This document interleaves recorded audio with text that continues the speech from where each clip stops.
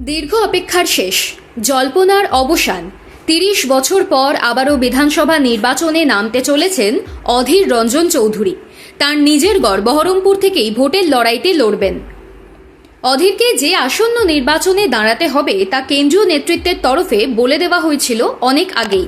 সেই মতো দেওয়াল লিখন শুরু হয়ে গিয়েছে, প্রচারও করতে শুরু করে দিয়েছে তার দল। তবে তিনি নির্বাচনে প্রচারের জন্য অপেক্ষা করছিলেন প্রার্থী তালিকা আনুষ্ঠানিক প্রকাশের জন্য। এবার অধীর মাঠে নামতে চলেছেন। তবে বহরমপুর থেকে জেতা যেমন জরুরি, তেমনি মুর্শিদাবাদ থেকে যত বেশি সম্ভব আসন দলকে এনে দিতে চান তিনি। ফলে অধীরই বাংলার ভোটে কংগ্রেসের মুখ। প্রত্যাশা মতো ভোটে দাঁড়াতে চলেছেন আরও এক জনপ্রিয় মুখ এবং গনি খানের পরিবারের মেয়ে মৌসম বেনজির নূর। তিনি লড়বেন মালতীপুর থেকে। তৃণমূলে চলে গিয়েছিলেন তিনি, সাংসদও হয়েছিলেন। সেই সাংসদ পদ থেকে ইস্তফা দিয়ে মাস তিনেক আগে আবারও ফিরেছেন কংগ্রেসে। নিজের মালতীপুর থেকে জেতার যেমন লড়াই করবেন, মৌসমের উপর থাকছে মালদার দলের ভালো ফল করার ভারও। রাজ্যের 284টি বিধানসভা কেন্দ্রের জন্য প্রার্থীদের নাম ঘোষণা করে দিল কংগ্রেস।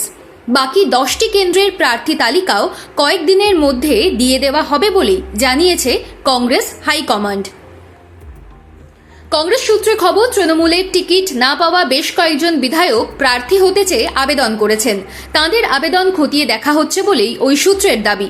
উত্তর দিনাজপুরের চাকুলিয়া থেকে ফের প্রার্থী করা হয়েছে আলী ইমরান রামজ ওরফে ভিক্টরকে।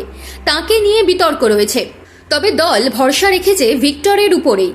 উল্লেখযোগ্যভাবে এবারের নির্বাচনে লড়তে দেখা যাবে না প্রদেশ কংগ্রেসের সভাপতি শুভঙ্কর সরকারকে। শোনা যাচ্ছিল তার নিজের বাড়ি যেখানে, সেই শ্রীরামপুর থেকেই ভোটে লড়তে পারেন। 2016 সালে শ্রীরামপুর থেকে ভোটেও লড়েছিলেন। জিততে না পারলেও 38% ভোট ছিনিয়ে তৃণমূলকে চাপে ফেলে দিয়েছিলেন শুভঙ্কর। প্রদেশ কংগ্রেসের সভাপতি এবারের ভোটে দাঁড়ালেন না কেন? কিছুদিন আগে এক সাক্ষাৎকারে শুভঙ্কর বলেছিলেন, সমস্ত কেন্দ্র থেকেই আমি লড়ব। তা যে ইঙ্গিতপূর্ণ ছিল এতদিনে বোঝা যাচ্ছে। অর্থাৎ দলের সাফল্যের কাণ্ডারি হতে চাইছেন তিনি। পশ্চিমবঙ্গে কংগ্রেসকে ফের স্বমহিমায় ফিরিয়ে আনা এবং প্রাসঙ্গিক করে তোলার গুরুত্বপূর্ণ ভূমিকা পালন করতে চাইছেন। অর্থাৎ অধীর যদি হন দলের মুখ কিংবা ক্যাপ্টেন, তবে মেন্টরের ভূমিকায় দেখা যাবে শুভঙ্করকে। আরও একটি গুরুতর অঙ্ক মেলাতে হবে শুভঙ্করকে। বামেদের সঙ্গে জোটের পক্ষপাতী ছিলেন না শুভঙ্কর, কংগ্রেসকে নিজের পায়ে দাঁড় করাতে চেয়েছিলেন। ফলে কংগ্রেস যদি বামেদের থেকে ভালো ফল না করে, কেন্দ্রীয় নেতৃত্বের প্রশ্নের মুখে পড়তে হবে তাকে। সেই চাপ মাথায় নিয়ে নিজেকে কোনো একটা কেন্দ্রে আটকে রাখতে চান না শুভঙ্কর।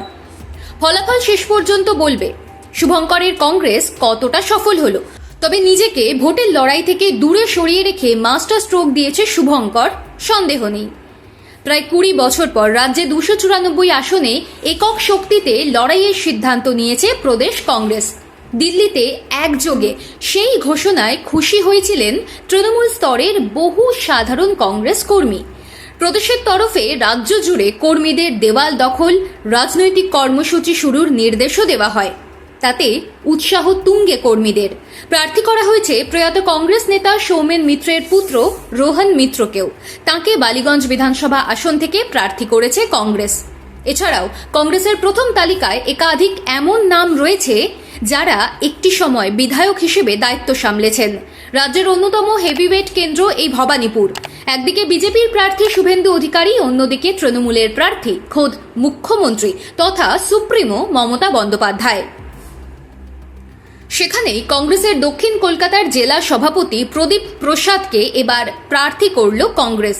ভবানীপুরের পাশাপাশি নন্দীগ্রাম বিধানসভা আসনেও এবার নজর রয়েছে, কারণ এই কেন্দ্র থেকেও এবার প্রতিদ্বন্দ্বিতা করছেন শুভেন্দু অধিকারী।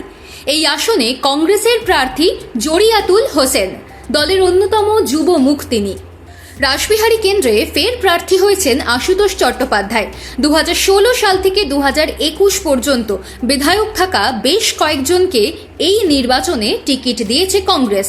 তাঁদের মধ্যে উল্লেখযোগ্য হলেন রায়গঞ্জের মোহিত সেনগুপ্ত, চাঁচলে অসিফ মেহবুব, হরিশ্চন্দ্রপুরে মোস্তাক আলম। তৃণমূল থেকে কংগ্রেসে যোগ দেওয়া অমল আচার্যকে ইটাহার কেন্দ্রে প্রার্থী করা হয়েছে।